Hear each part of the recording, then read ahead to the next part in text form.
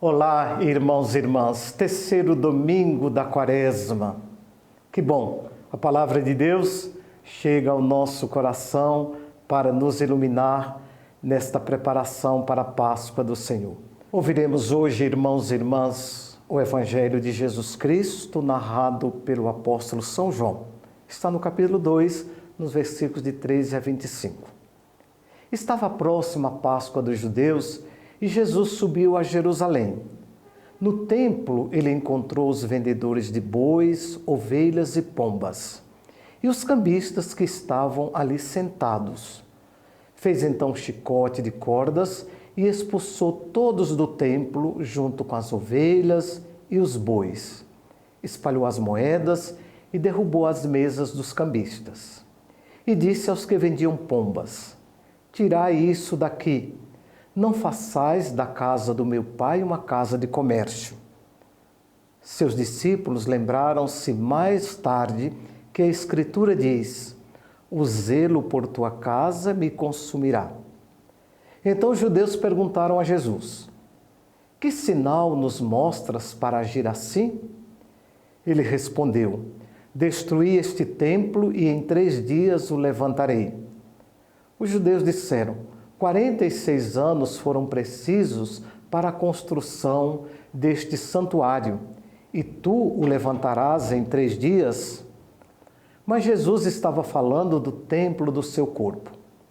Quando Jesus ressuscitou, os discípulos lembraram-se de que ele tinha dito e acreditaram na Escritura e na palavra dele. Jesus estava em Jerusalém durante a festa da Páscoa. Vendo os sinais que realizavam, muitos creram no seu nome. Mas Jesus não lhes dava crédito, pois ele conhecia a todos. Não precisava do testemunho de ninguém acerca do ser humano, porque ele conhecia o homem por dentro. Esta é a palavra da salvação. E nós começamos a nossa reflexão, caro irmão, cara irmã, com a última frase do Evangelho de hoje. Jesus conhece o homem por dentro. Jesus nos conhece, conhece o nosso coração. E além de nos conhecer, Ele nos ama profundamente. O texto da Palavra de Deus mostra uma atitude de Jesus no Templo de Jerusalém. Por que Jesus age deste modo? Vamos retomar um pouco o contexto histórico. Na época de Jesus, tinha a moeda que circulava normalmente, entre a cidade e nos povoados. Mas quando o judeu era chamado a ir ao templo para oferecer sacrifícios a Deus, ele tinha que trocar a sua moeda pela moeda do templo. E a moeda do templo tinha um valor altíssimo, de modo que o pobre que acorria ao templo para agradecer a Deus, para fazer a sua oferta, ele levava muito dinheiro e apenas comprava poucos animais, um par de rola, 2 pombinhos, pelo alto preço do câmbio que se fazia no templo de Jerusalém. E isso para beneficiar aqueles que estavam a serviço da religião do seu tempo. Então, quando Jesus sobe para a Páscoa, para celebrar o amor de Deus, que era lembrado todos os anos pela passagem do cativeiro para a terra prometida, Jesus se depara com vendilhões, com pessoas que exploram os pobres. E por isso Jesus diz: a casa do meu pai não é casa de comércio. Expulsa os vendilhões do templo. E Jesus fala a palavra de Deus para as pessoas no templo e as pessoas ficam maravilhados. Mas aqueles que querem usufruir apenas dos bens do templo, eles querem matar Jesus. A casa de Deus é casa de oração. Nós podemos transportar isso para a nossa vida hoje.